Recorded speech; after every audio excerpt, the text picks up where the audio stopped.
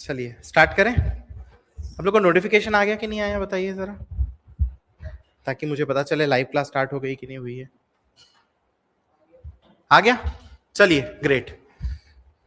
मुझे ये बताओ, कल हम लोग सिलेबस देख रहे थे ना? एंशिएंट हिस्ट्री का सिलेबस देख लिए थे क्या, प्राचीन इतिहास का? Daneshwar good morning. आज मेडिवल मध्यकालीन इतिहास का पहले सिलेबस देखते हैं। कल देखना स्टार्ट भी कर दिए थे, बट अनफॉर्चुनेटली बत्ती गुल हो गई थी। तो मेडिवल हिस्ट्री छत्तीसगढ़ का जो मध्यकालीन इतिहास है उसका हम लोग क्या देख लेते हैं, सिलेबस, कि क्या क्या अपन को पढ़ना है। तो मध्यकालीन इतिहास मेडिवल हिस्ट्री में जो पहला टॉपिक हम लोग स्टार्ट करेंगे वो कौन सा रहेगा? बाण वंश। कौन सा वंश? बाण। बाण डायनेस्टी। कौन सा वंश? बाण वंश, बाण डायनेस्टी। क्लियर है? बाण के बाद अगला हम क्या देखने वाले हैं? फणिनाग।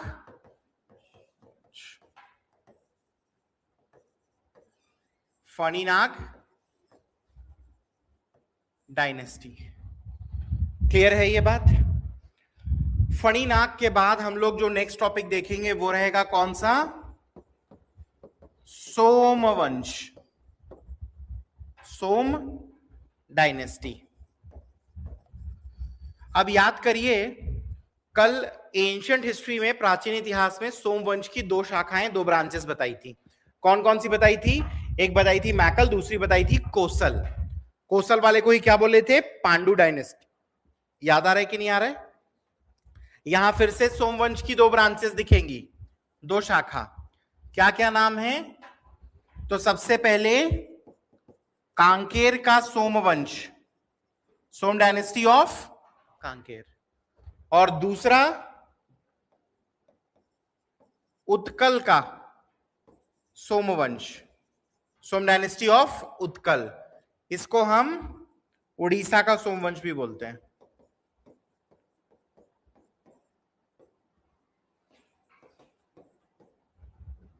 उड़ीसा का सोमवंश। क्लियर है? वैसे आप उसको ओडिशा बोलते हैं, बट ब्रांच का नाम उड़ीसा का सोमवंश है। क्लियर है हाँ कि ना? क्लियर है ये बात? तो बाण, फणिनाग, फिर क्या देखे? सोम। सोम के बाद नेक्स्ट हम लोग देखेंगे कलचुरी शासन एवं प्रशासन। Kalachuri rule and administration. Kalachuri शासन प्रशासन। कलचुरी शासन प्रशासन। Kalachuri rule and administration. क्या बात समझ में आ गई हाँ कि ना? ठीक है। फिर उसके बाद लास्ट टॉपिक रहेगा बस्तर का इतिहास, हिस्ट्री ऑफ बस्तर। बस्तर का इतिहास, हिस्ट्री ऑफ बस्तर। इसमें दो टॉपिक। पहला रहेगा छिंदकनाग वंश। छिंदक नाग, डी लिखा हुआ मतलब डायनेस्टी। छिंदकनाग डायनेस्टी। क्लियर है? और उसके नीचे काकतीय वंश। काकतीय डायनेस्टी। कौन सी डायनेस्टी? काकतीय। तो ये सिलेबस हुआ किसका? मध्यकालीन इतिहास, मेडिवल हिस्ट्री का। क्लियर है ये? फिर हम सिलेबस देखेंगे किसका? मॉडर्न। एक सेकंड मेरे को देना बस।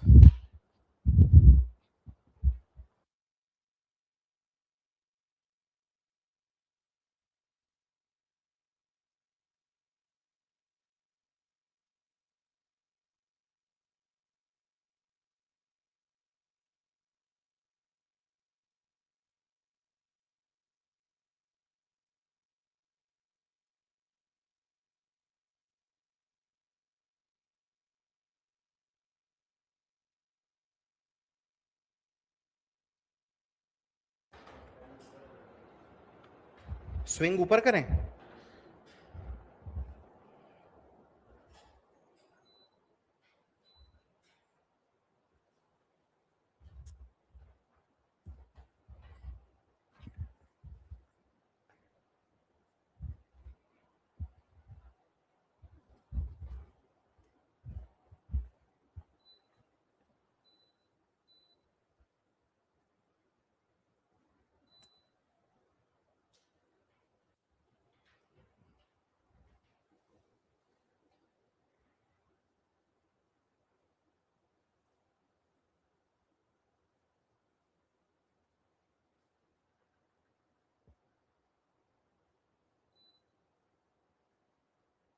ठीक है, और कोई सेवा? हाथ पैर दबाऊं? किसको ठंडी लग रही थी? तो वो बोलेगी ना उसको ठंडी लगेगा तो। तुमको क्यों बोली? तुमको क्यों बोली? अरे तो ये नहीं बैठे हैं पास, ये भी बैठे हैं पास। अच्छा, उनका नाम नहीं पता ऐसा? ठीक, चलो हो गया, आगे बढ़े। अगला क्या है? आधुनिक इतिहास, मॉडर्न हिस्ट्री।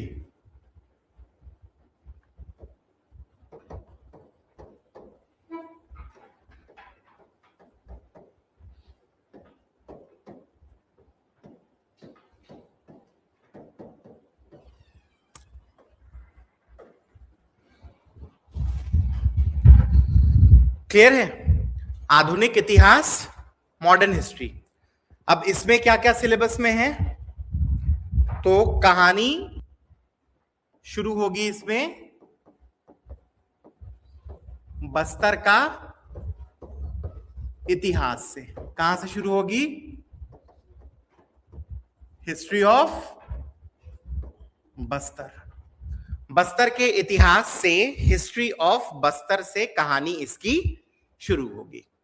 क्लियर है? बस्तर के इतिहास में यहां पर दो टॉपिक पढ़ेंगे। पहला, जो काकतीय है उनको कंटिन्यू करेंगे। जो काकतीय उनको क्या करेंगे? कंटिन्यू करेंगे। और उसके बाद हम पढ़ेंगे जनजातीय विद्रोह, ट्राइबल रिवोल्ट। क्या पढ़ेंगे? जनजातीय विद्रोह, ट्राइबल रिवोल्ट। क्लियर है ये बात? यहां पर बस्तर का इतिहास क्या हो जाएगा? फिनिश हो जाएगा, खत्म हो जाएगा। अगला टॉपिक हम लोग क्या पढ़ने वाले हैं? छत्तीसगढ़ में मराठा शासन एवं प्रशासन। Maratha rule and administration. Maratha शासन एवं प्रशासन, मराठा रूल एंड एडमिनिस्ट्रेशन। क्या बात समझ में आ गई? हाँ कि ना? ठीक है। फिर उसके बाद अगला जो टॉपिक हम लोग पढ़ेंगे मॉडर्न हिस्ट्री में, वो रहेगा ब्रिटिश कालीन प्रशासनिक व्यवस्था। British as administration. ब्रिटिश कालीन प्रशासनिक व्यवस्था, ब्रिटिश एज का क्या पढ़ेंगे? एडमिनिस्ट्रेशन। क्या बात समझ में आ गई? फिर उसके बाद छत्तीसगढ़ में प्रेस का विकास देखेंगे और देखेंगे सामाजिक संस्थाओं का गठन। छत्तीसगढ़ में development of press,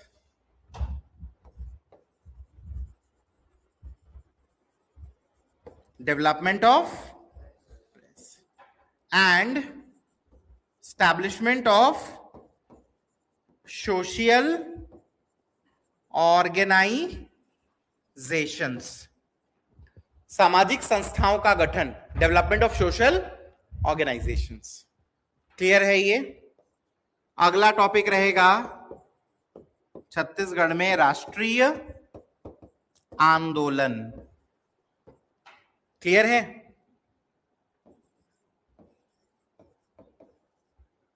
national movement, राष्ट्रीय आंदोलन, नेशनल मूवमेंट। 1857 की क्रांति, रिवॉल्ट ऑफ 1857 से लेके पूरा आखिरी तक, भारत की कहां तक? आजादी 1947 तक। क्लियर है? इसके अलावा और क्या क्या टॉपिक्स देखेंगे? तो एक देखेंगे भारत की आजादी, बोले तो इंडिपेंडेंस, कौन कौन कहां कहां पर क्या किया, झंडा फहराया। डन। फिर इसके बाद नेक्स्ट हम लोग जो देखेंगे वो क्या रहेगा? कृषक आंदोलन। अगला टॉपिक क्या रहने वाला है? कृषक आंदोलन, इंग्लिश में पीजेंट मूवमेंट। कृषक आंदोलन, पीजेंट मूवमेंट। फिर अगला रहेगा मिल मजदूर आंदोलन, मिल लेबर, कृषक आंदोलन, पीजेंट मूवमेंट, मिल मजदूर आंदोलन, मिल लेबर मूवमेंट। फिर अलग से लिखना चाहो तो आप जंगल सत्याग्रह भी लिख सकते हो।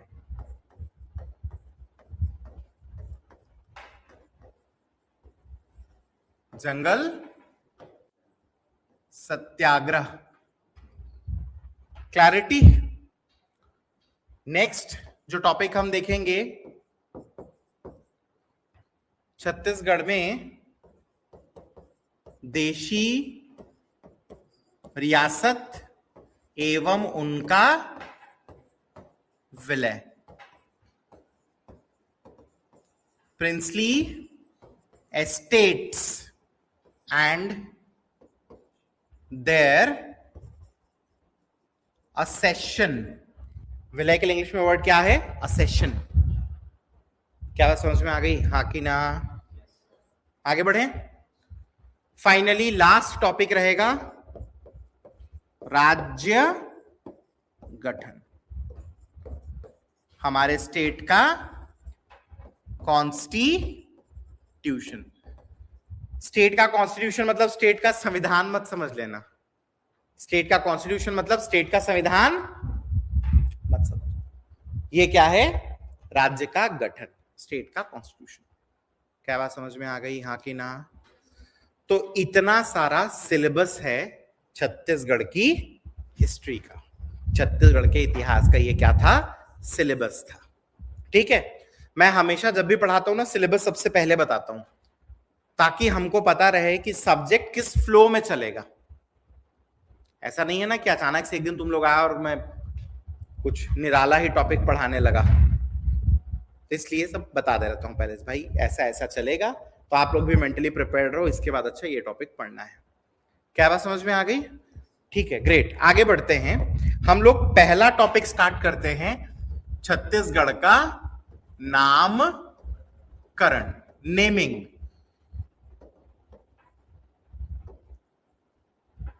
एक चीज समझना,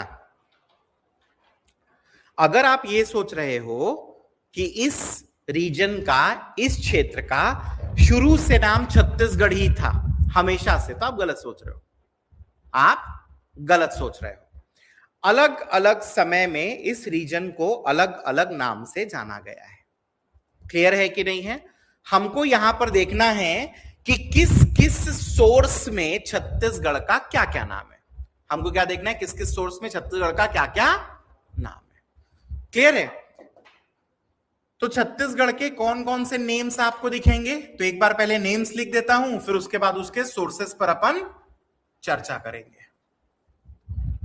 क्लियर? तो सबसे पहले एक नाम छत्तीसगढ़ का दिखेगा, कोसल। क्या दिखेगा? एक नाम दिखेगा छत्तीसगढ़ का कौशल। क्लियर है कि नहीं है? कौशल के बाद एक नाम दिखेगा दक्षिण कौशल।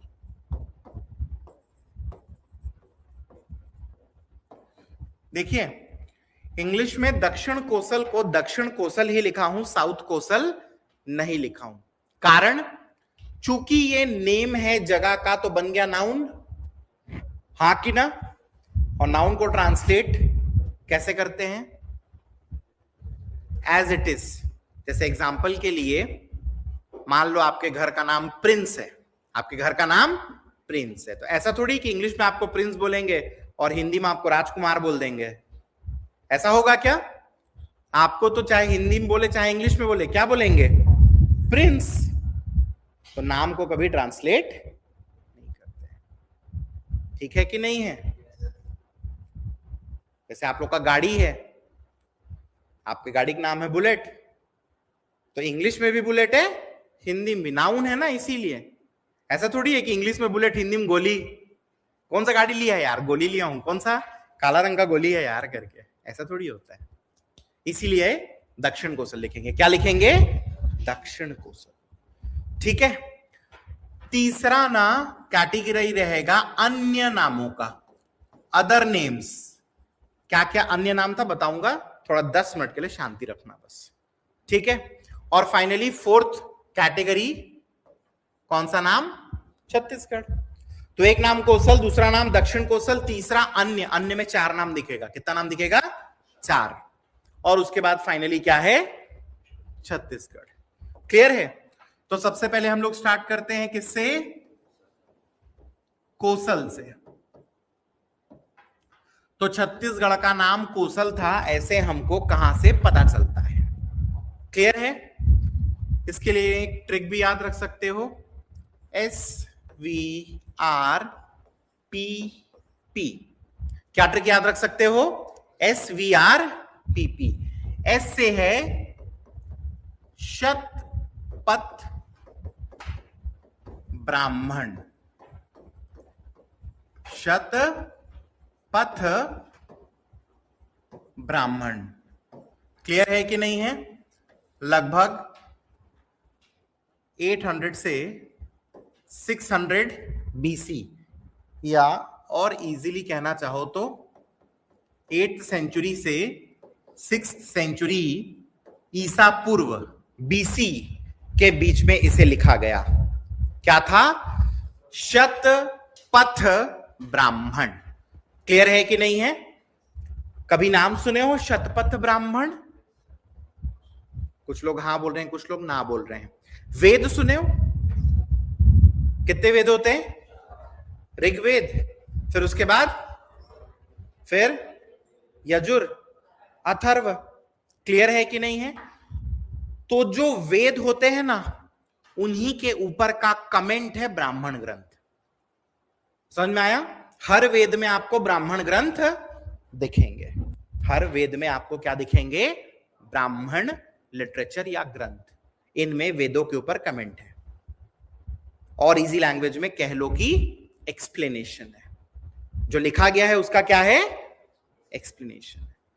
तो वैसा ही एक ब्राह्मण ग्रंथ है। क्या नाम है? शतपथ ब्राह्मण। ऐसा कहते हैं कि इसको लिखने वाले थे ऋषि याज्ञवल्क्य। हालांकि ऑथेंटिक नहीं है, बट यही नाम मिलता है। क्या नाम था ऋषि का? याज्ञवल्क्य। क्लियर है? तो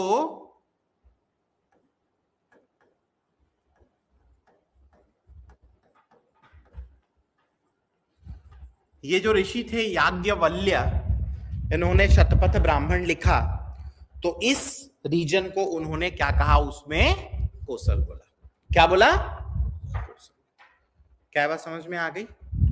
इन द सेम मैनर वायु पुराण। तो वायु पुराण में भी इस रीजन को क्या कहा गया है? कौशल कहा गया। अब ये मत पूछना सर वायु पुराण कौन लिखा है? वेद पुराण इसको किसने लिखा? किसी को नहीं पता। आपको पता चले तो मुझे भी बताना। ठीक है कि नहीं है? अजीब सी बात बताऊं तुम लोग को, वेद रिटन आता है ना, बुक आता है ना वेद का, तो कैसे नहीं पता चलेगा यार कौन लिखा है? सामने में पढ़ लेना नाम कौन लिखा है, पता चल जाएगा। ठीक बोल रहा हूं गलत बोल रहा हूं? तो फिर कैसे बोल दिए कि वेद कौन लिखा नहीं पता?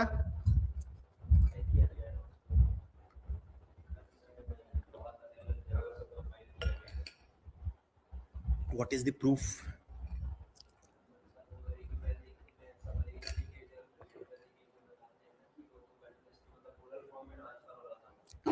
असल में स्टोरी ये है कि वेद जो है ना बहुत लंबे समय तक श्रुति और स्मृति की परंपरा थी।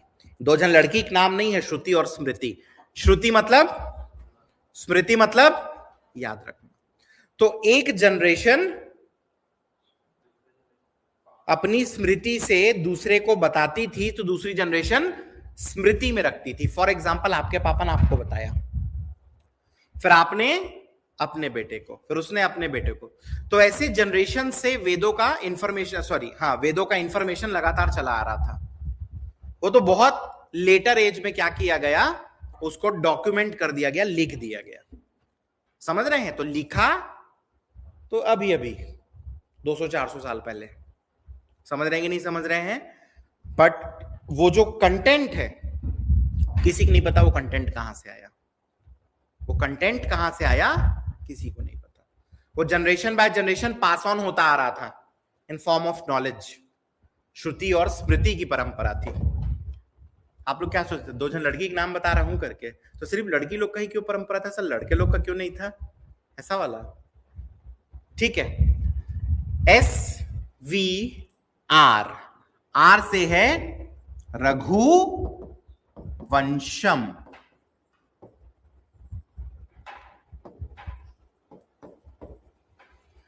रघुवंशम को लिखने वाले कौन? कालिदास।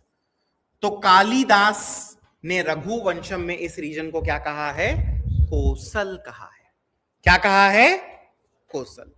हालांकि उसी रघुवंशम में दक्षिण कोसल का भी आपको मेंशन मिलेगा।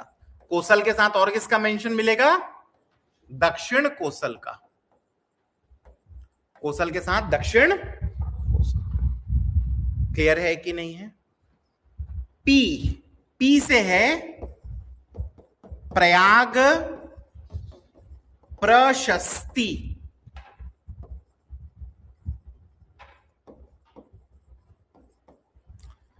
तो प्रयाग प्रशस्ति लिखने वाले कौन थे? हरि सेन। ठीक है, लगभग 4th सेंचुरी एडी, 4th शताब्दी ईस्वी में इन्होंने लिखा था प्रयाग प्रशस्ति। कौन लिखे थे? हरिसेन। कभी आप समुद्रगुप्त का नाम सुने हैं? समुद्रगुप्त के दरबारी कवि हुआ करते थे हरिसेन। हरिसेन कौन थे? समुद्रगुप्त के दरबारी कवि, कोर्ट पोएट। समझे कि नहीं समझे? तो उन्होंने समुद्रगुप्त की प्रशस्ति लिखी थी। He wrote this in praise of Samudragupta. समझ में आया? उसमें इन्होंने छत्तीसगढ़ के रीजन को क्या कहा था? कोसल कहा था। क्लियर है हां कि ना? फिर उसके बाद है पाणिनि। कौन है? ये तो खाने का आइटम हो गया, पनीनी। खाया नहीं खाया आप लोग? नाम ही पहली बार सुन रहे हो ऐसा? पाणिनि कौन भाई? पाणिनि नहीं जानते आप लोग? पाणिनि कोई नहीं जानता? पाणिनि वही पर्सन है जिन्होंने संस्कृत का ग्रामर लिखा है। समझे कि नहीं? संस्कृत का ग्रामर लिखने वाले कौन थे? पाणिनि। तो पाणिनि ने जो संस्कृत का ग्रामर लिखा, किस फॉर्म में लिखा है? श्लोक के फॉर्म में। किस फॉर्म में? श्लोक के फॉर्म में। तो उन्होंने अपने श्लोकों में कोसल वर्ड का यूज किया है। कौन से वर्ड का यूज किया है? कोसल। तो पाणिनि का ये जो श्लोक था, या ऐसा कहूं कि पाणिनि ने जो लिखा संस्कृत का ग्रामर, लगभग 700 BC में लिखा है। कब लिखा है? 700 BC। तो संस्कृत का ग्रामर कुछ नहीं तो 2700 साल पुराना है। कितना पुराना है? 2000 अभी एडी का और 700 BC का जोड़ दो, हो गया 2700 साल पुराना। आप लोग मतलब समझ रहे हो ना जो मैं बोल रहा हूं, कि ऐसा है मैं अलग दुनिया में हूं तुम अलग दुनिया में हो, ऐसा तो नहीं है ना। अभी मैं एक ऐसी आर्टिकल पढ़ रहा था, तो if I am not wrong Qatar की ही बात है। तो कतर का एक फेमस जो कव्वाल है उसका वो आर्टिकल था, ठीक है। वो ये लिखता है कि उसे एक शादी में न्योता दिया गया कव्वाली गाने के लिए। गया शादी में कतर में कव्वाली गाने के लिए। बोलता है कि वहां का माहौल कुछ अलग था, म्यूजिक कुछ अलग चल रहा था, मतलब अलग तरीके से साउंड कर रहा था, और लोग भी अलग तरीके से नाच रहे थे, और देखने में भी लोग थोड़े अजीब थे। ऊपर का हिस्सा आदमी जैसा था और नीचे पैर जो था उन लोग का कैसा था? भेड़ बकरी जैसा। तो बाद में उसे पता चला कि उसको जिन की शादी में बुलाए थे। तो वो कहता है कि यहां मान्यता है कि एक पैरेलल यूनिवर्स है, एक में आदमी लोग रहते हैं, एक में जिन लोग रहते हैं, और कभी कभी उस पैरेलल यूनिवर्स से जिन लोग इधर आ जाते हैं। तो बताने का ये मतलब है कहीं तुम लोग भी जिनून नहीं हो, पैरेलल यूनिवर्स से इधर आ गए हो, अजीब टाइप से बस देखे जा रहे हो क्या बात हो रहा है। सर हमको ये सब नहीं लगता, आप हमें पुस्तक दिखाओ, हम लोग बस चिराग रगड़ेंगे और रटा जाएगा करके, वैसा वाला नहीं है ना कोई। रात को जाके हड्डी उड्डी लेके खोपड़ी उपड़ी लेके तो नहीं करते हो कुछ ऐसा आप लोग शमशान घाट जाके? कहाँ जा रहे हो? अरे पढ़े भर जाता हूं करके। ठीक है, समझ में आया ना कौशल? अच्छा, इसके अलावा एक ना जैन ग्रंथ है, नाम है उसका भगवती सूत्र।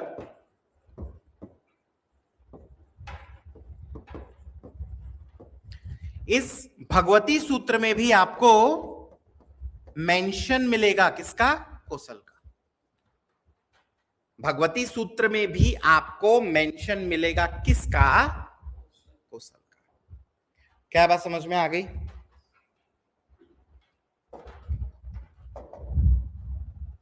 कौशल के बाद दक्षिण कौशल।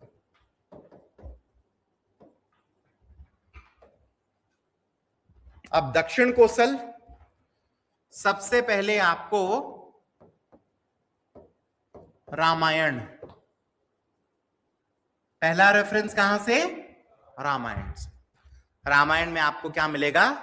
ये वर्ड मिलेगा दक्षिण कौशल। फिर उसके बाद बृहद संहिता,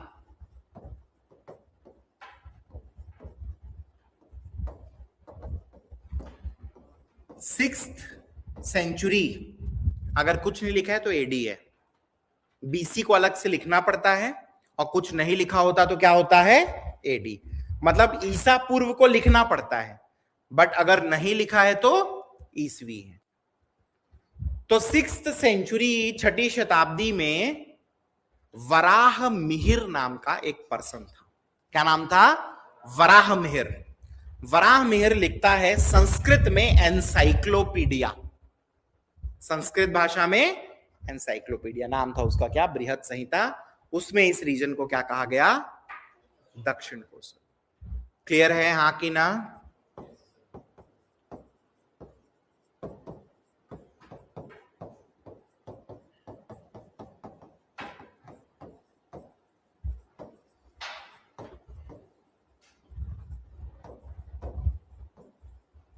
फिर एक राइटर थे, लेखक थे या साहित्यकार थे, नाम था शुक्लाल प्रसाद पांडे। उन्होंने भी अपने कार्यों में, अपने वर्क्स में इसे दक्षिण कौशल कहा। क्या कहा?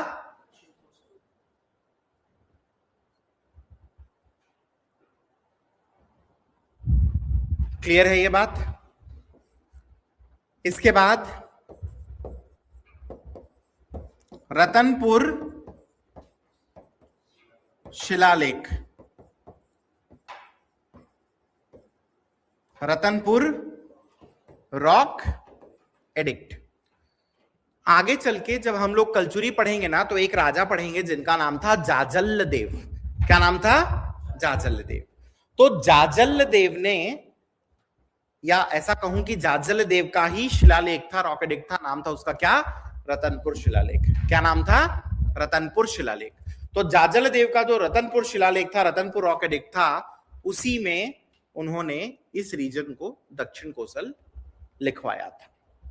क्या बात समझ में आई?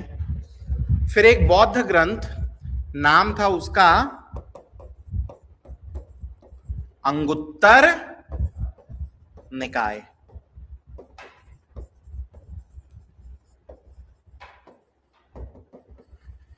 तो अंगुत्तर निकाय जो कि बुद्धिस्ट लिटरेचर था। कौन सा लिटरेचर था? Buddhist literature. इसमें इस रीजन को क्या कहा है? दक्षिण कोसल। वैसे ही भगवती सूत्र किस धर्म से रिलेटेड ये ग्रंथ है? तो भगवती सूत्र जो कि वंस अगेन रिलेटेड है किससे? जैनिज्म से, जैन धर्म से, उसमें भी दक्षिण कोसल। तो एक्चुअली भगवती सूत्र में कोसल दक्षिण कोसल दोनों मिलता है। कोसल दक्षिण कोसल दोनों मिलता है। भगवती सूत्र ऐसा बोलता है कोसल के दो हिस्से थे, उत्तर कोसल, दक्षिण कोसल, जिसमें से छत्तीसगढ़ दक्षिण कोसल में आता है। तो कोसल भी मिला और क्या मिला? दक्षिण कोसल। बट अंगुत्तर निकाय सिर्फ दक्षिण कोसल। वो बोलता है कि छत्तीसगढ़ का ये जो रीजन था ये दक्षिण कोसल में आता था। क्लियर है ये बात? हाँ कि ना?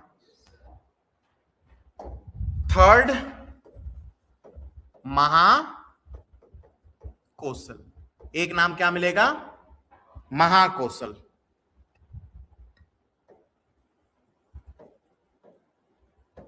अब ये महाकोसल, तो सबसे पहले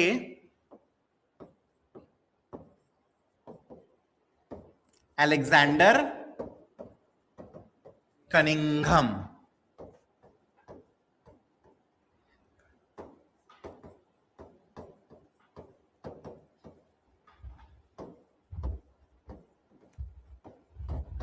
तो अलेक्जेंडर कनिंघम ये पर्सन कौन थे? तो ये थे archaeologist, पुरातत्ववेत्ता।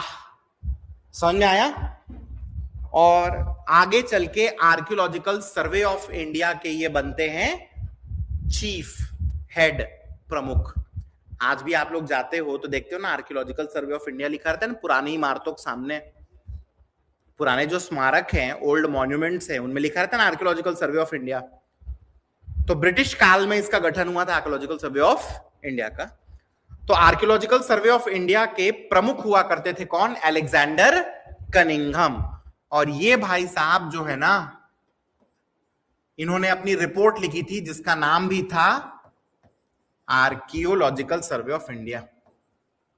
Archaeological survey of India, इनका एक रिपोर्ट था आर्कियोलॉजिकल सर्वे ऑफ इंडिया। ठीक है, बाद में संस्था भी बनी है और इस संस्था के ये प्रमुख भी बने, चीफ भी बने। तो आर्कियोलॉजिकल सर्वे ऑफ इंडिया, इनका जो रिपोर्ट था उसमें इन्होंने छत्तीसगढ़ के रीजन को क्या कहा था? महाकोसल। कौन थे? अलेक्जेंडर। गजब धूर्त आदमी। ये कैसा था? गजब धूर्त आदमी। कैसे धूर्त? अब समझना। ये तो आर्कियोलॉजिस्ट है, पुरातत्व वेत्ता है, हाँ कि ना? ठीक है, जैसे एग्जांपल के लिए मैं अपना एग्जांपल देता हूं। मैं छत्तीसगढ़ जीएस पढ़ाता हूं, तो कोई भी नोट्स को अगर मैं देखूं तो मैं इतना तो बता सकता हूं ना कि मेरे सब्जेक्ट के लिए इंपॉर्टेंट है कि नहीं है।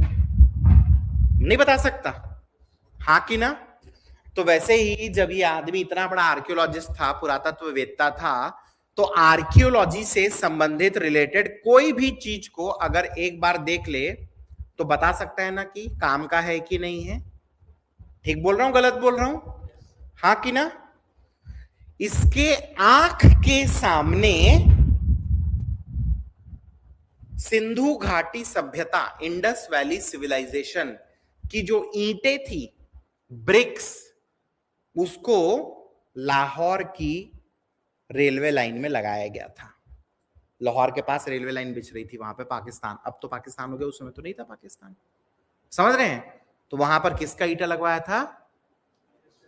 सिंधु घाटी सभ्यता, मोहनजोदड़ो की ईंट लगी थी वहां पे। नाम सुने ना, मोहनजोदड़ो, ठीक है, वहां की ईंट लग गई थी। तो बड़े इम्पॉसिबल सी बात है यार कि इसकी आंख के सामने लगेगी और ये ध्यान नहीं देगा। ये तो तभी हो सकता है जब ये जानबूझ के ध्यान ना दे। तो ये कहना चाहिए ब्रिटिशर्स की साजिश थी कि हम लोग इंडस वैली को समझ ही ना पाए।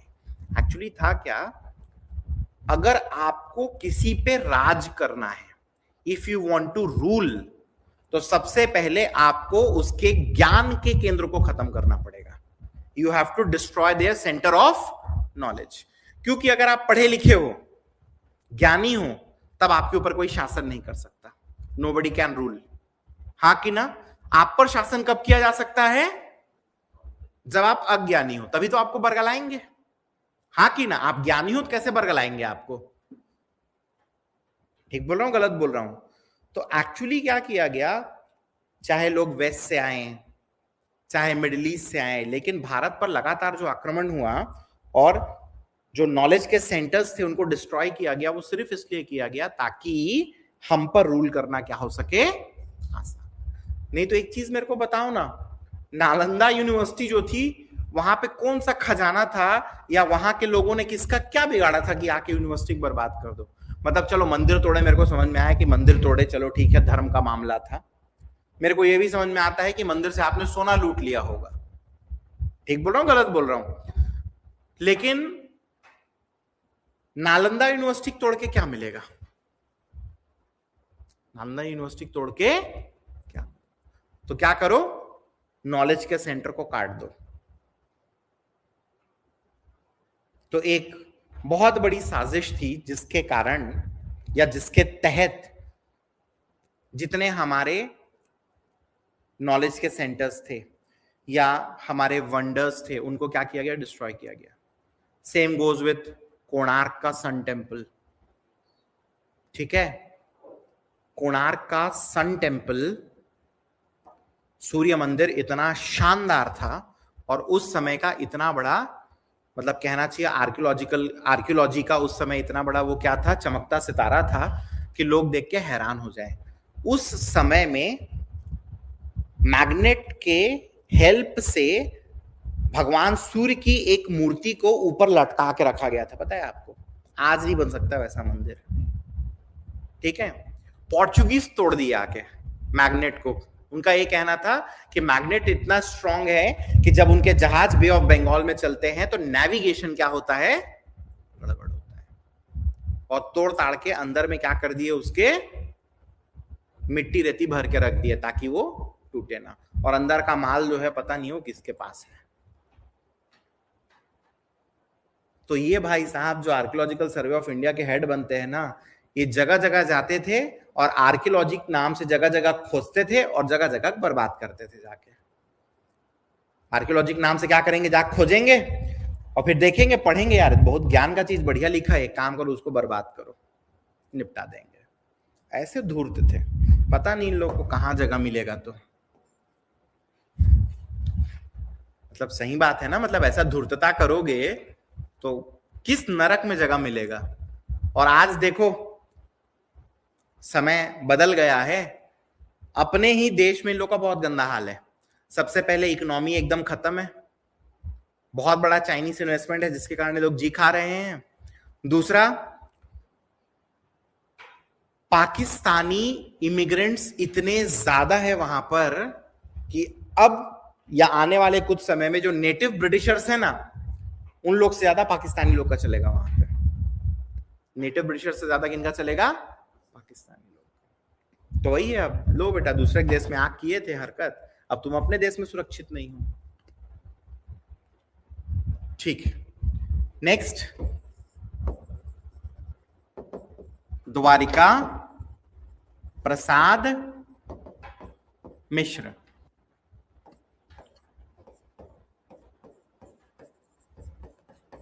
क्या कहानी है द्वारिका प्रसाद मिश्र की,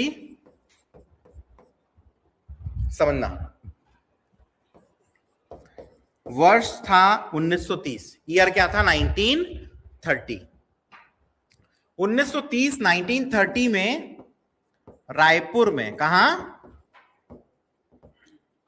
नहीं समझे, मोर रायपुर मोर जिम्मेदारी, वहीं पर क्या हुआ, कांग्रेस का, किसका, कांग्रेस का एक प्रांतीय अधिवेशन हुआ। प्रांतीय अधिवेशन, एक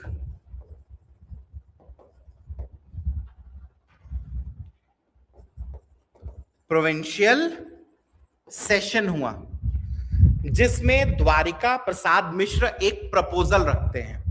क्या प्रपोजल रखते हैं कि हिंदी भाषी मध्य प्रदेश का जो क्षेत्र है उसको क्या बोला जाए, महाकोशल। आप समझे क्या बोला मैंने, क्या प्रपोजल था, क्या प्रस्ताव था कि मध्य प्रदेश का जो हिंदी स्पीकिंग पार्ट है, हिंदी भाषी जो हिस्सा है हिंदी स्पीकिंग, उसको महाकोशल बोला जाए।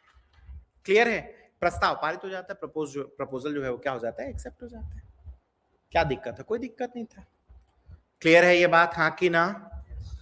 तो महाकोशल ये नाम दिख जाएगा, ठीक है। अन्य में चल रहे हैं ना, किस में चल रहे हैं, अन्य में चल रहे हैं। मैंने आपको बताया था ना, कोसल, दक्षिण कोसल, फिर अन्य, फिर छत्तीसगढ़। तो अन्य में क्या मिल गया, एक महाकोशल, फिर एक मिल जाएगा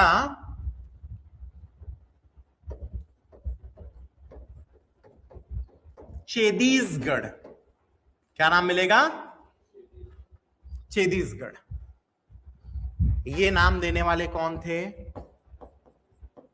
राय बहादुर हीरा लाल।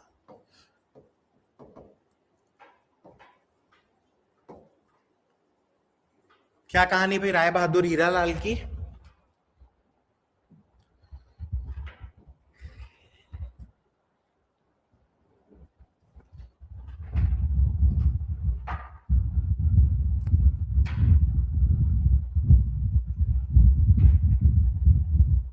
दूसरा कोचिंग का खुल गया।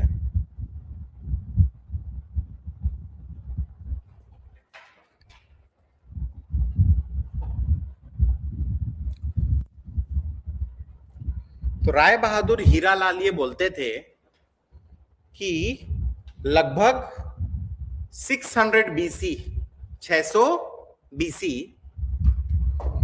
इस समय पूरे भारत में 16 महाजनपद थे अलग अलग। कितने महाजनपद थे, 16। उसी को इंग्लिश में हम लोग क्या पढ़े थे, 16 महाजनपदास। क्लियर है। तो उनका ये कहना था एक महाजनपद जिसका नाम था चेदी। क्या नाम था, ठीक है, चेतिया लिखा है, उस जनपद का, महाजनपद का क्या नाम था, तो चेदी ये जो महाजनपद था उसी का हिस्सा था छत्तीसगढ़। क्लियर है। तो चूंकि चेदी महाजनपद का हिस्सा था इसलिए इसका नाम था छत्तीसगढ़। तो ये किसमें आता था, चेदी महाजनपद में। तो क्या नाम रखे, छत्तीसगढ़। धीरे धीरे धीरे धीरे धीरे धीरे नाम में अपभ्रंश आ गया, डिस्टॉर्शन, और छत्तीसगढ़ से क्या बन गया, छत्तीसगढ़। छत्तीसगढ़ से क्या बन गया, छत्तीसगढ़। क्लियर है कि नहीं है। जैसे होता है ना, आप लोग भी सुने होंगे, धीरे धीरे धीरे धीरे गलत बोलते बोलते गलत ही सही हो जाता है। जैसे एग्जाम्पल के लिए भिलाई, क्या नाम है, भिलाई। गांव की तरफ जाओगे तो उसको भिलाई नहीं बोलते, क्या बोलते हैं, भेलई। तो गांव में जनरेशन बाय जनरेशन भेलई भेलई भेलई भेलई भेलई बोल के उसका क्या कर दिए हैं, भेलई। तो गांव में भिलाई बोलोगे तो कोई नहीं जानेगा, भेलई बोलोगे तो जान जाएंगे। तो भिलाई से क्या हो गया, भेलई हो गया। डिस्टॉर्ट होके। वैसे ही छत्तीसगढ़ से क्या हो गया, छत्तीस। फिर एक नाम अन्य में छत्तीस घर।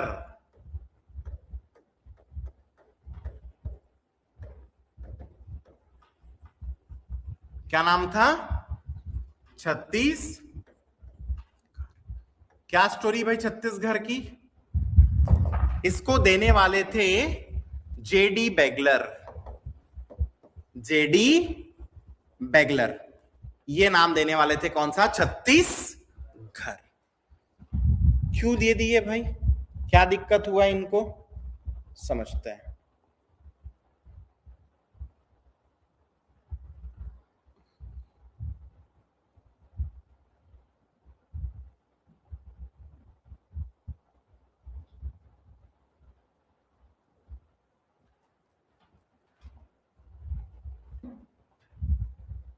तुम लोगों को समझ में तो आ रहा है ना जो पढ़ा रहा हूं, नहीं आ रहा है, आ रहा है ना, चलो अब देखो। जेडी बेगलर का कहानी ये था कि ये जो मगध नाम का एक महाजनपद है, क्या नाम है महाजनपद का, मगध। मगध का एक राजा था जिसका नाम था जरासंघ। क्या नाम था, जरा, क्लियर है, ये बड़ा क्रूर था। तो इससे डर के 36 परिवार, 36 फैमिलीज वहां से भाग गई, वहां से भाग गई। ये सभी परिवार कौन थे, चर्मकार, स्किनर्स, जो कि चमड़े का धंधा करते हैं या चमड़े का काम करते हैं। क्लियर है। तो मैंने क्या कहा, मगध का राजा था जरासंघ। कहानी जेडी बेगलर बता रहे, मैं नहीं बता रहा हूं। तो मगध का राजा था जरासंघ, बहुत क्या था, क्रूर था। उससे डर के 36 परिवार भाग गए। कैसे परिवार थे, चर्मकार, स्किनर्स, जो चमड़े का काम करते हैं। क्लियर है, हाँ कि ना। और ये भाग कर आए और यहां पर घर बनाकर रहने लगे। तो हर परिवार ने अपना एक घर बनाया। तो 36 परिवार के कितने घर बने, 36 घर। कितने घर, 36 घर। क्लियर है ये बात। धीरे धीरे धीरे धीरे अपभ्रंश हो गया, डिस्टॉर्ट हो गया, और क्या बन गया, 36। क्लियर है, हाँ कि ना। फिर एक नाम छत्तीसगढ़ का मिलता है, अधिष्ठी। क्या नाम मिलता है,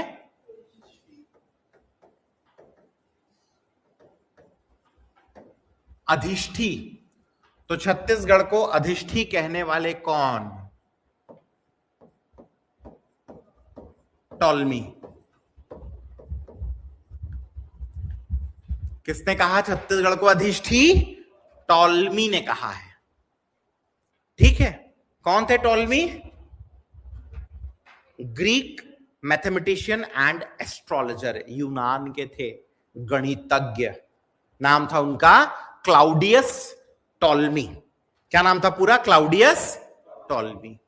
तो भारत की यात्रा किए थे, समझ में आया। तो इस क्षेत्र को क्या बोले थे, अधिष्ठी। वनडे एग्जाम में क्वेश्चन पूछा है कि टॉलमी ने छत्तीसगढ़ को क्या कहा था, क्या कहा था, अधिष्ठी।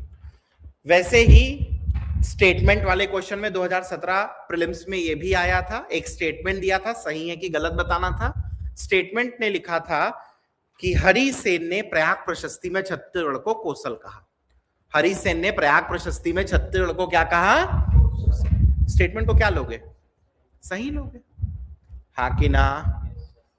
अन्य में फाइनली एक नाम मिलेगा, रतनपुर क्षेत्र। रतनपुर टेरिटरी। तो रतनपुर क्षेत्र, रतनपुर टेरिटरी छत्तीसगढ़ को कहा जाता था किस काल में, मुगल। किस काल में? मुगल।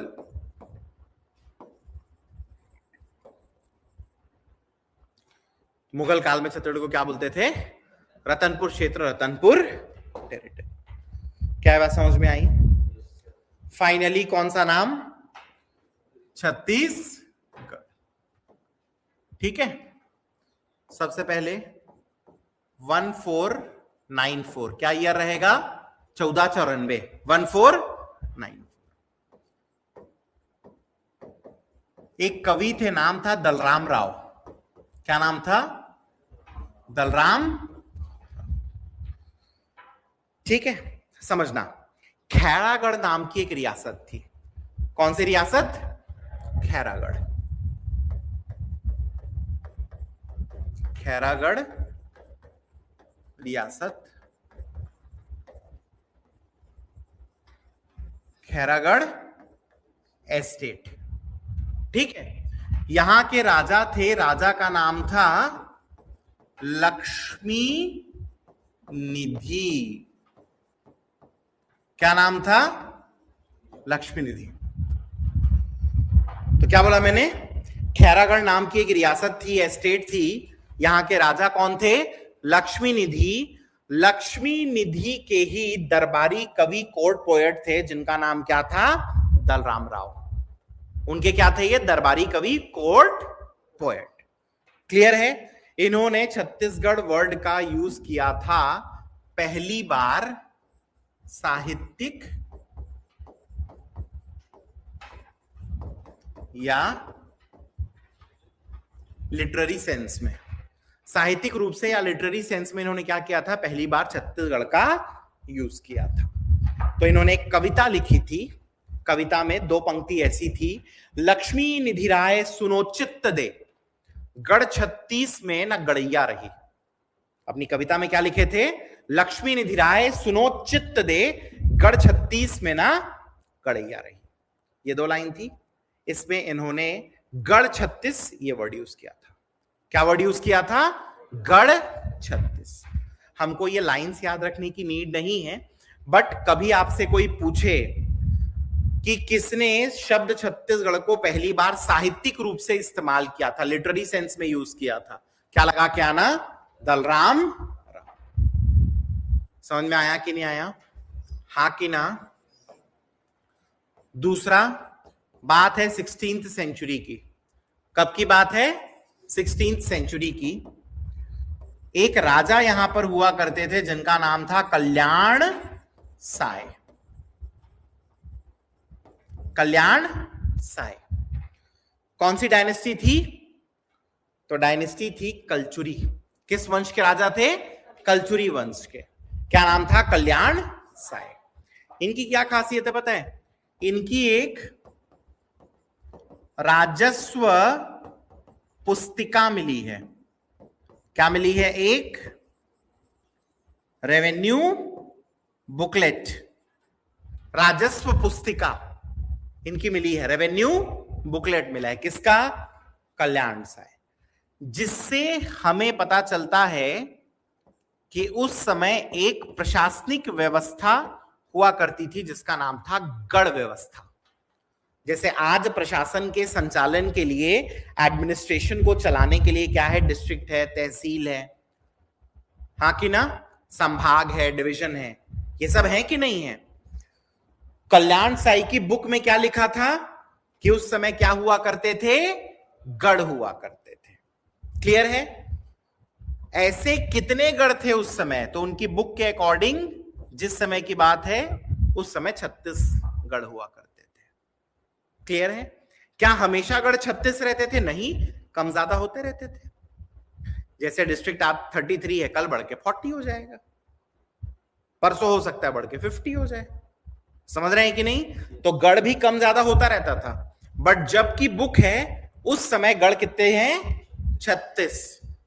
तो मैंने क्या बोला? राजा कल्याण साय, उनकी क्या मिली? राजस्व पुस्तिका, रेवेन्यू बुकलेट। और उस रेवेन्यू बुकलेट में गढ़ सिस्टम, गढ़ व्यवस्था के बारे में बताया गया है। गढ़ क्या हुआ करते थे? ग्रुप ऑफ 84 विलेजेस, 84 गांव का समूह हुआ करता था, उसको क्या बोलते थे? गढ़। ठीक है? ऐसे कितने गढ़ थे? 36, इसलिए इस रीजन को क्या बोलते थे? छत्तीसगढ़। समझेगा नहीं? कितने गढ़ हुआ करते थे? 36, इसलिए क्या बोले यहां पे? छत्तीसगढ़। तो एक रिवर थी जिसका नाम था क्या? शिवनाथ। इस शिवनाथ के नॉर्थ की तरफ 18 गढ़ थे और साउथ की तरफ 18। शिवनाथ के उत्तर की तरफ 18, दक्षिण की तरफ 18 गढ़ थे। क्या बात समझ में आई? हाँ कि ना? ठीक है। एक बिलासपुर के लैंड सेटलमेंट ऑफिसर थे, भू बंदोबस्त अधिकारी, जिनका नाम था चिस्म, जेम्स ब्राइट चिस्म। उन्होंने ही इस बुक को देख के ये 18 और 18 गढ़ खोजे थे। कौन कौन से 18 थे? तो हम लोग जो नाम पढ़ते हैं ना, वो चिस्म की रिपोर्ट के अनुसार है। हम लोग पढ़ते हैं ना, टेंगनागढ़, ये गढ़, वो गढ़, मोहदी। ठीक है। किसने ढूंढा था? चिस्म, जेम्स ब्राइट चिस्म। तो 1494, उसके बाद अगला क्या है? 16th century. फिर है 1746। कौन सा ईयर याद रखोगे? 1746। एक कवि थे, नाम था उनका क्या? गोपाल मिश्र।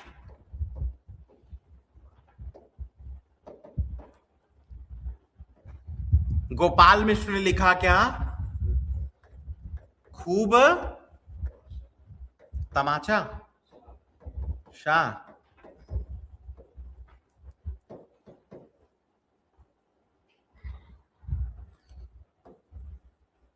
इस खूब तमाशा में उन्होंने छत्तीसगढ़ शब्द का यूज किया।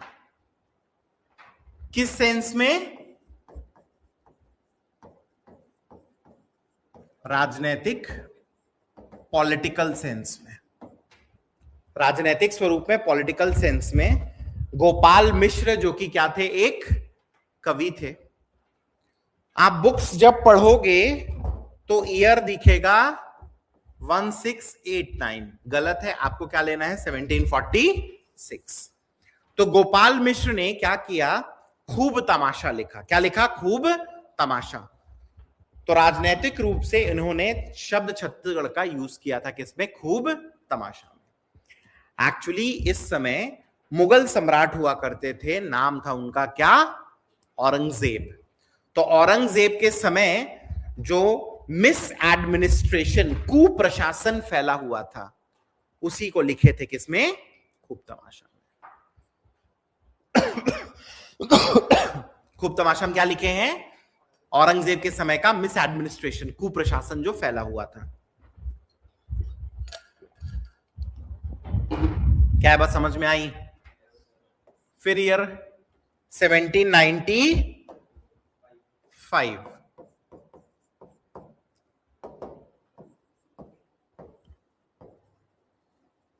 Captain blunt.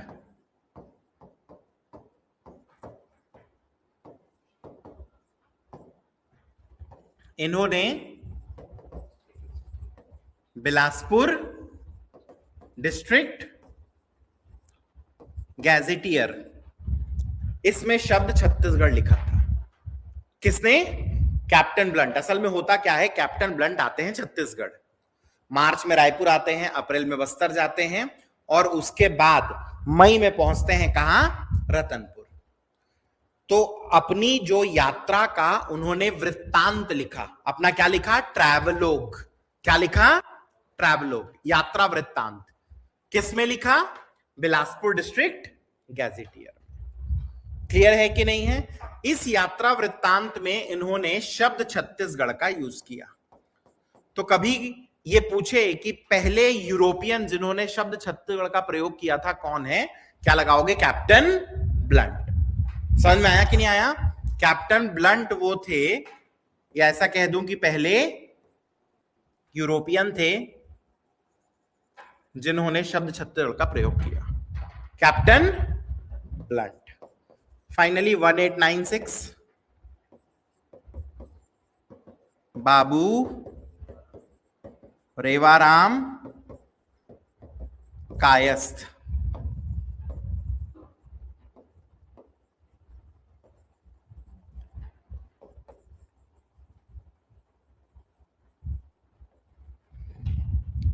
बाबू रेवाराम कायस्थ, इन्होंने क्या लिखा?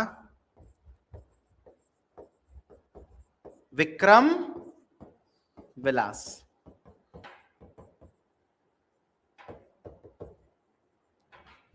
ठीक है, इस विक्रम विलास में बाबू रेवाराम ने छत्तीसगढ़ शब्द का क्या किया? प्रयोग किया, यूज किया। ठीक है,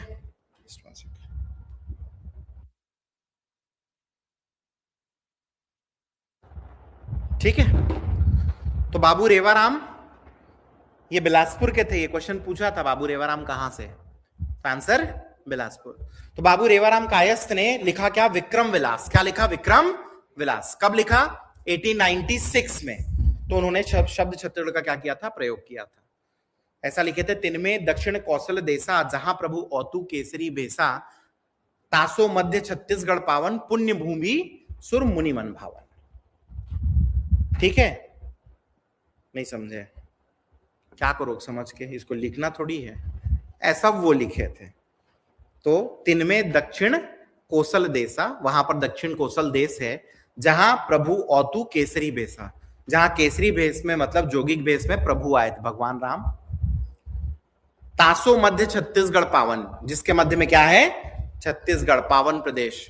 पुण्य भूमि सुर मुनि मन भावन, पुण्य भूमि है, इतनी पुण्य है कि मुनियों की भी है, मुनियों को भी ये भूमि बहुत भाती है।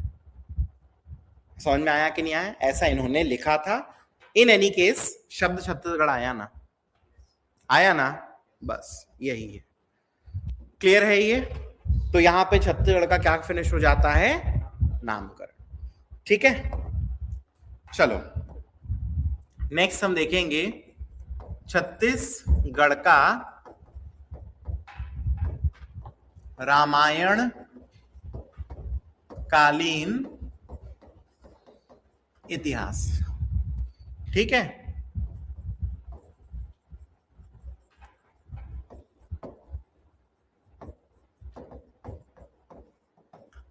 तो छत्तीसगढ़ का रामायण एज का हिस्टोरिसिटी।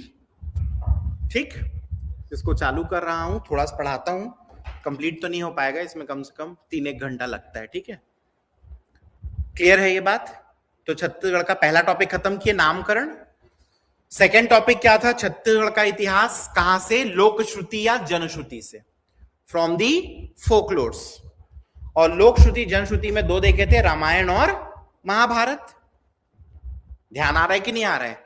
तो रामायण वाला स्टार्ट कर रहे हैं। रामायण करेंगे, फिर क्या करेंगे? मतलब पढ़ेंगे, करेंगे नहीं। ठीक है कि नहीं है? चलिए, सबसे पहले आप समझना, हम लोग सनातन संस्कृति में मानते हैं कि 4 युग होते हैं। हाँ कि ना? पहला कौन सा है? सतयुग। सतयुग के बाद क्या है? त्रेता युग। उसके बाद और फाइनली अगला परसु युग, फिर नरसो युग।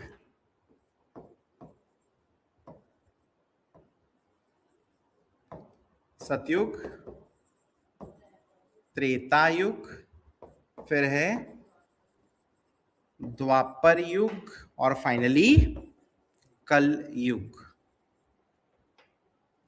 एक चीज ध्यान रखना, हम लोग ऐसा मानते हैं कि जो टाइम का नेचर है ना, समय की प्रवृत्ति है, वो कैसी है? साइक्लिक। मतलब सतयुग, त्रेता, द्वापर, कलयुग, और कलयुग खत्म होगा तो वापस से सतयुग। मतलब काल का चक्र ऐसा हमेशा लगातार घूमता रहता है, कभी खत्म नहीं होगा। एस टी डी के, एस टी डी के, एस सतयुग, टी त्रेता, डी द्वापर, के कलयुग। हम लोग का ऐसा मानना है। वेस्टर्न फिलॉसफी टाइम को लीनियर मानती है। लीनियर मतलब एक लाइन में, जो बीत गया वो फिर से कभी नहीं लौटेगा। बट हम लोग ऐसा नहीं मानते। हम लोग मानते हैं टाइम का नेचर कैसा है? साइक्लिक। सतयुग, त्रेता, द्वापर, कलयुग और फिर से सतयुग। समझ रहे हैं कि नहीं? नींद आ रहा है? नींद आ रहा है? तो रात को क्या करती हो? सोया करो भाई। अभी तुम लोग को एक ही क्लास में नींद आ रहा है, अभी तो मैं तुम लोग को सोच रहा था कि पूरा छत्तीसगढ़ पढ़ाऊंगा करके, रिकॉर्डेड वीडियो दे देता हूं, ठीक है। वैसे वेस्टर्न वालों का सोचना भी सही है, कुछ गलत नहीं है। क्यों पता है? हम ये साइकिल मान रहे हैं ना, इस साइकिल या सर्कल में से छोटा सा हिस्सा अगर आप तोड़ दोगे तो वो कैसा दिखेगा? सीधा, हाँ कि ना? तो उनकी फिलॉसफी सिर्फ इतना बताती है, हमारी फिलॉसफी पूरा बताती है। उनका क्या मानना है? समय लीनियर है, एक लाइन के फॉर्म में है, जो बीत गया वो बीत गया, वो फिर से कभी लौट के नहीं आएगा। एनीवेज छोड़ो, हमको क्या करना है। अब जिस रामायण की हम बात कर रहे हैं, रामायण कब की घटना है? त्रेता युग। क्या है? त्रेता युग।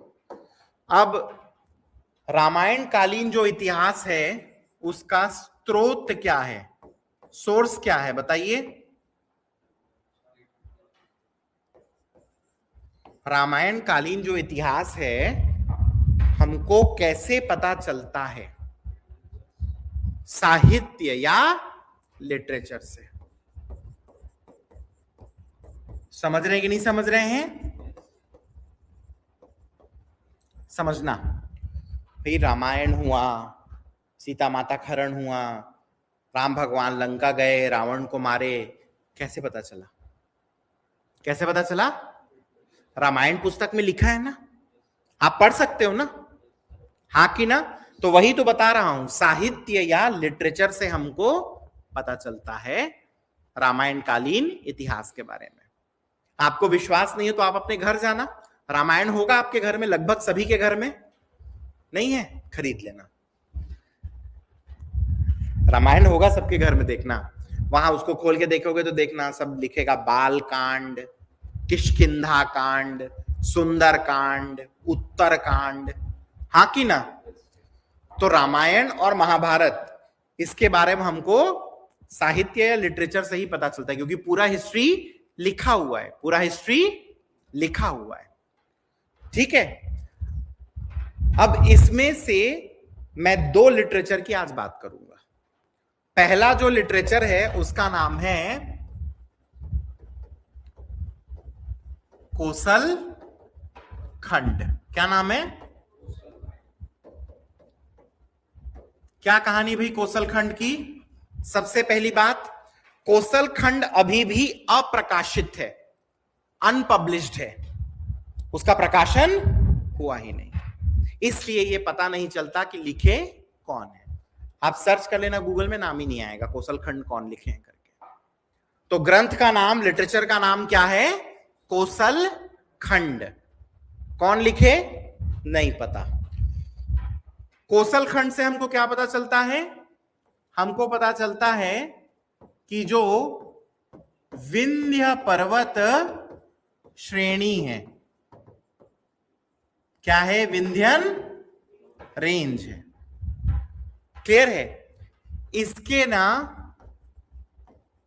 दक्षिण की तरफ, मतलब इसके साउथ की तरफ एक राजा या किंग शासन किया करता था जिसका नाम था कोसल। समझे कि नहीं समझे?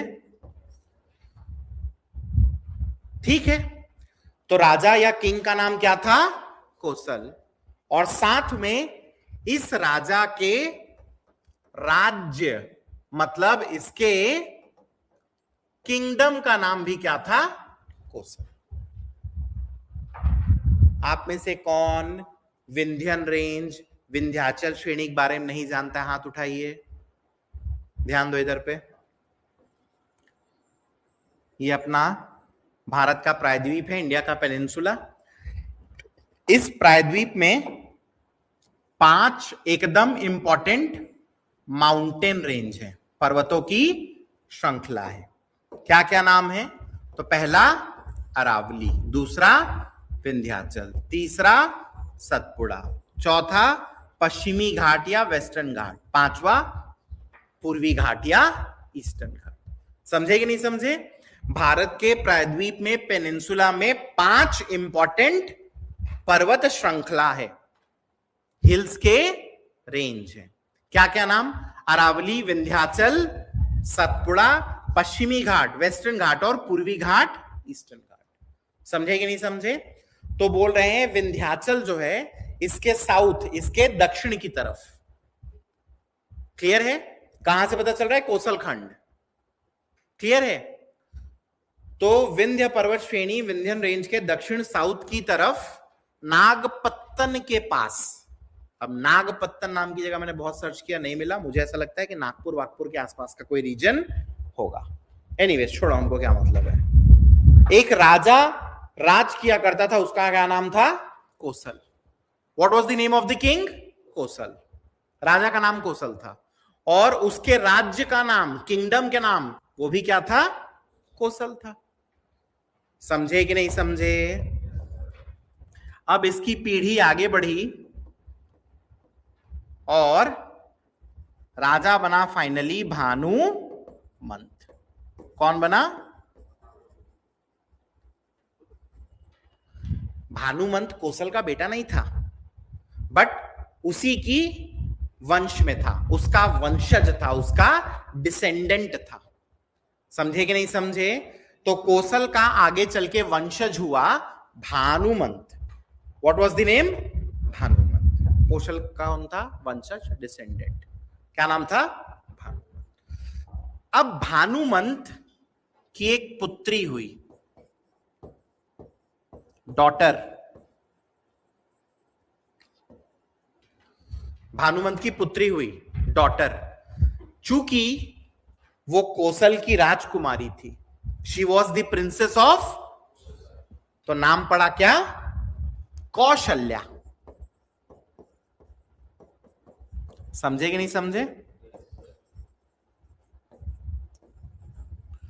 चूंकि वो कोसल की क्या थी? राजकुमारी थी, इसलिए क्या नाम पड़ा? कौशल्या। क्या बात समझ में आ गई? अब हुआ क्या, उधर अयोध्या, कहां की बात कर रहा हूं? अयोध्या में युवराज थे। युवराज समझते हैं आप? युवराज मतलब जो आगे चल के राजा बनेंगे। युवराज मतलब जो आगे चल के क्या बनेंगे? राजा। मतलब राजा का जो उत्तराधिकारी होता है ना, राजा का जो सक्सेसर होता है, उसको युवराज बोलते हैं। राजा के उत्तराधिकारी को क्या बोलते हैं? युवराज।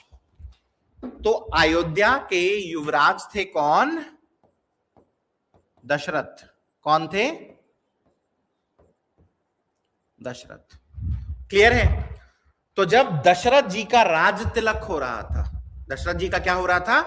राज तिलक, तब भानुमंत इनवाइटेड थे। भानुमंत क्या थे? इनवाइटेड थे। तो भानुमंत अपनी पुत्री के साथ वहां पर गए थे। कहां पर? राज तिलक में। तो ऐसा कहते हैं कि दशरथ जी कौशल्या माता को देखे, आकर्षित हुए, अट्रैक्ट हुए और उन्होंने भानुमंत को प्रपोजल दिया शादी का। तो भानुमंत ने उस प्रपोजल को क्या किया? एक्सेप्ट कर लिया। तो इस प्रकार दशरथ जी और कौशल्या माता क्या हो गया? शादी हो गया। ठीक है, एक बात। दूसरी बात, भानुमंत का कोई पुत्र नहीं था। भानुमंत का कोई पुत्र नहीं था, तो इसका जो प्रॉपर्टी था किनको मिला? कौशल्या माता को। और कौशल्या माता के थ्रू किनको मिल गया? उनके हस्बैंड दशरथ जी को। जैसे फॉर एग्जाम्पल, लड़की लोग में कोई ऐसा है जो जिनका कोई भाई नहीं है, अकेले हैं? कोई नहीं है ऐसा? चलो तीशा को मान लेते हैं थोड़ी देर। तो फॉर एग्जाम्पल के लिए तीशा अपने मम्मी पापा की अकेली है, ठीक है? और तीशा के पापा के पास 100 एकड़ खेत है। कितना एकड़ खेत है? 100 एकड़। बड़े लोग हैं, छोटा मोटा बात थोड़ी है। तो तीशा के पापा का प्रॉपर्टी किसको मिलेगा? चूंकि कोई भाई वाई नहीं है तो तीशा को मिलेगा, हाँ कि ना? तीशा के थ्रू प्रॉपर्टी किसको जाएगी? जिससे तीशा शादी करेगी। ठीक बोल रहा हूं कि नहीं? तो ये 100 एकड़ की मालकिन, वो 100 एकड़ का मालिक।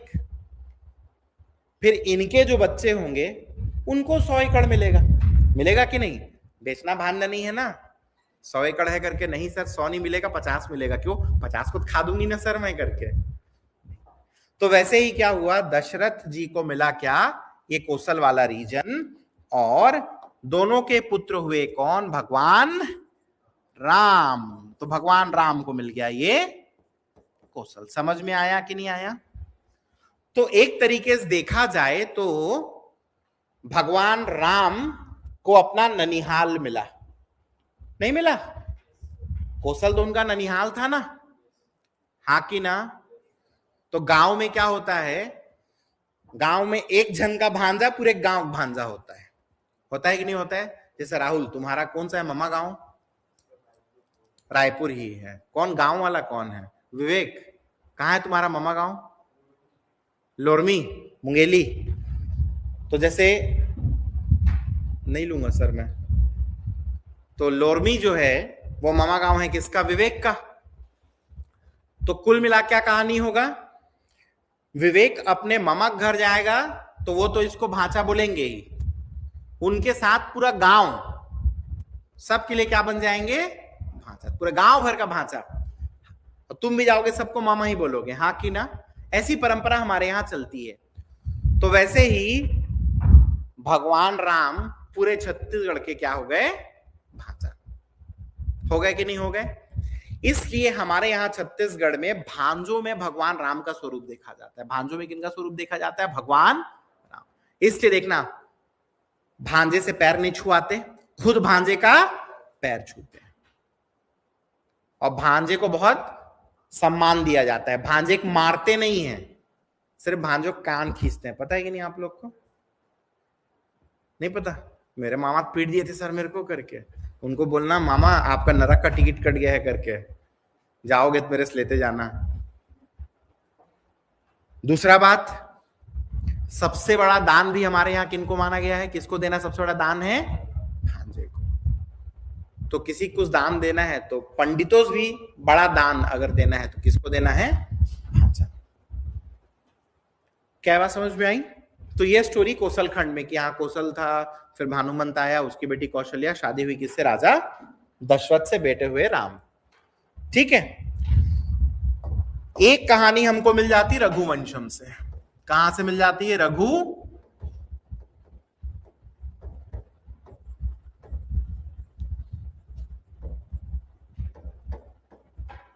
रघुवंशम की क्या कहानी है? तो रघुवंशम से हमको पता चलता है कि भगवान राम ने क्या किया, जो कोसल था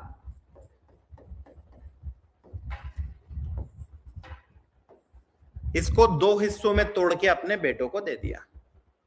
इनके दो बेटे थे, एक का नाम क्या और दूसरे का नाम? अभी भी देखना, दो बेटे होते हैं तो बहुत जगह लव कुश नाम धर देते हैं। पता है कि नहीं आपको?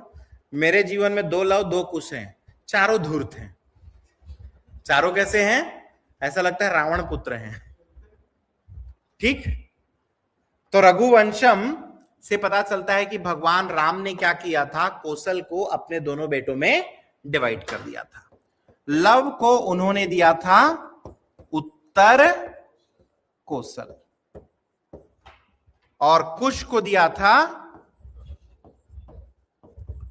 दक्षिण। लव को क्या दिया था? उत्तर कोसल,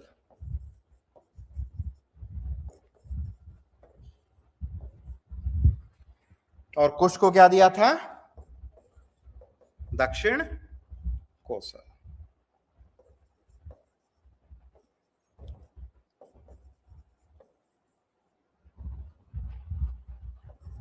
उत्तर कोसल, इसकी राजधानी कैपिटल क्या थी? श्रावस्ती।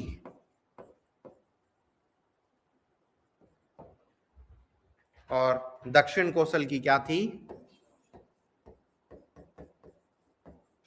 कुशावती या कुश स्थली पुरी।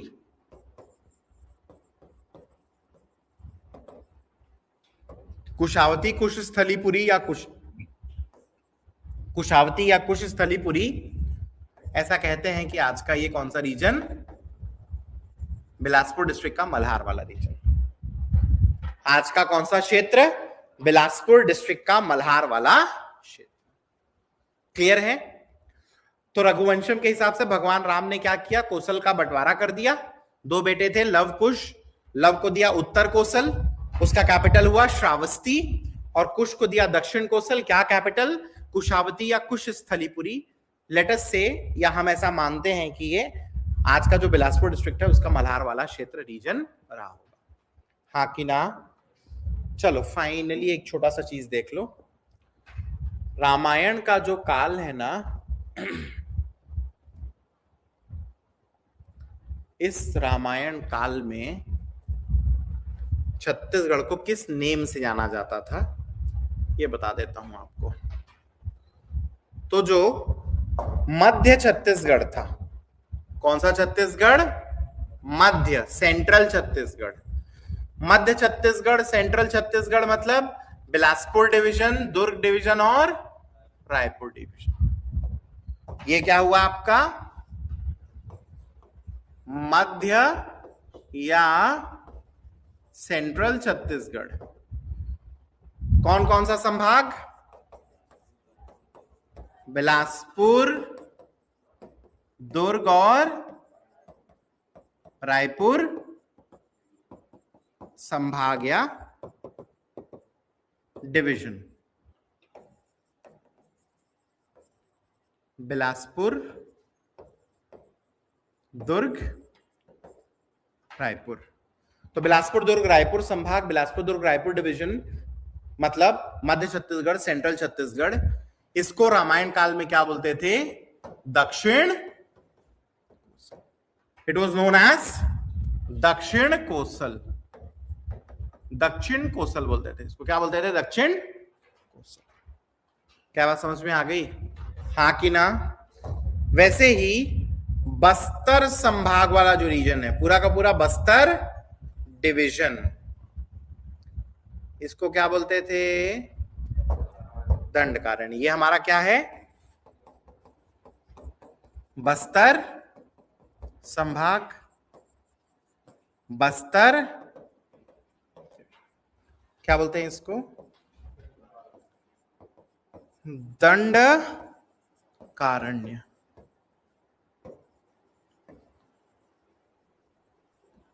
असल में क्या कहानी था?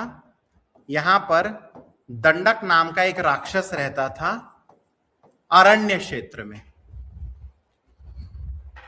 समझे? अरण्य मतलब जंगल। तो अरण्य क्षेत्र में, जंगल के क्षेत्र में दंडक नाम का एक राक्षस रहता था, एक devil, evil, what ever you से। तो दंडक प्लस अरण्य, नाम पड़ा दंडकारण्य। तो यहां पर वो दंडक राक्षस की गुफा थी, आज के Kanger valley national park, Kanger घाटी राष्ट्रीय उद्यान में। तो दंडक और अरण्य क्षेत्र में रहता था, उसी के नाम से ये जो पूरा रीजन है इसको क्या कहा? दंडक, अरण्य, दंडकारण्य। समझे कि नहीं समझे? और इस पूरे दक्षिण कोसल में रामायण काल में जो भाषा चलती थी, जो लैंग्वेज चलता था, उसको बोलते कोसली। पूरे दक्षिण कोसल में रामायण काल में जो भाषा चलती थी, जो लैंग्वेज चलती थी, उसको क्या बोलते हैं? कोसली। प्रीलिम्स में 2016 में क्वेश्चन पूछा था, दक्षिण कोसल में कौन सी भाषा चलती थी? कोसली चलती थी। कौन सी? कोसली। क्लियर है ये बात? चलो हो गया, 11 बज गया, अगली क्लास का टाइम हो गया आप लोगों का।